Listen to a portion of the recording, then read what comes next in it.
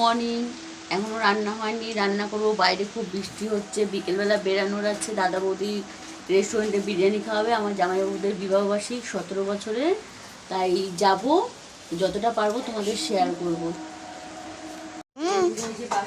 বাসন মেজে ধুয়ে আসলাম, বাসন মেজে ধুয়ে এসে বাসনগুলো গোছাচ্ছি।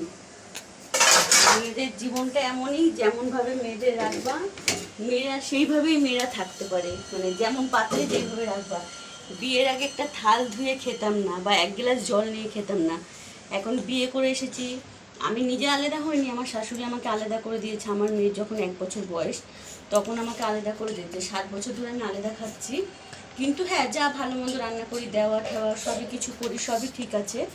কিন্তু যেই মেয়ে 1 গ্লাস জল ভরে খেত না, শ্বশুরবাড়িতে এসে রান্না পারতাম না বলে অনেক ভালো মন্দ কথা শুনেছি। তো শুনেও অ্যাডজাস্ট করে নিয়েছি। তোমার দাদা শুধু বলতো, হ্যাঁ তুমি ধৈর্য ধরো, ধৈর্য ধরো।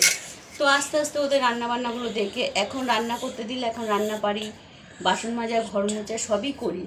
এখন নিজের কাজ নিজে হয়তো করি, সব কিছু নিজেরটা নিজে করে নিচ্ছি।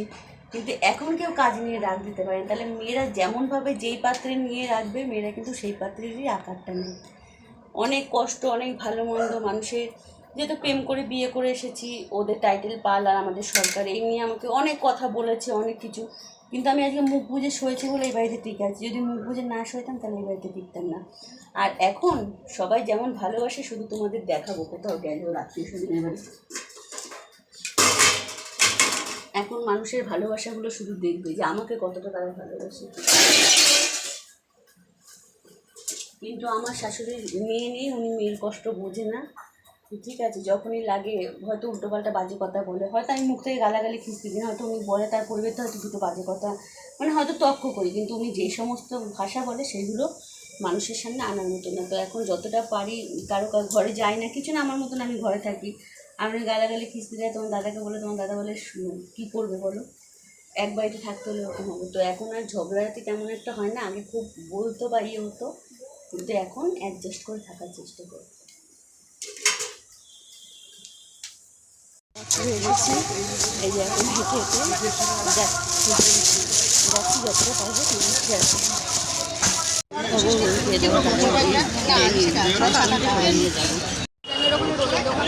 আমি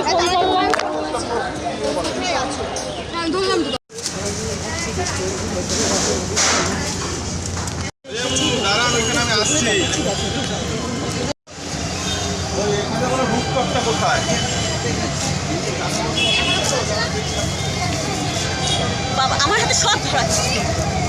বিরিয়ানি খাচ্ছি দাদা বৌদি, বিরিয়ানি খেয়ে তাও বাড়ি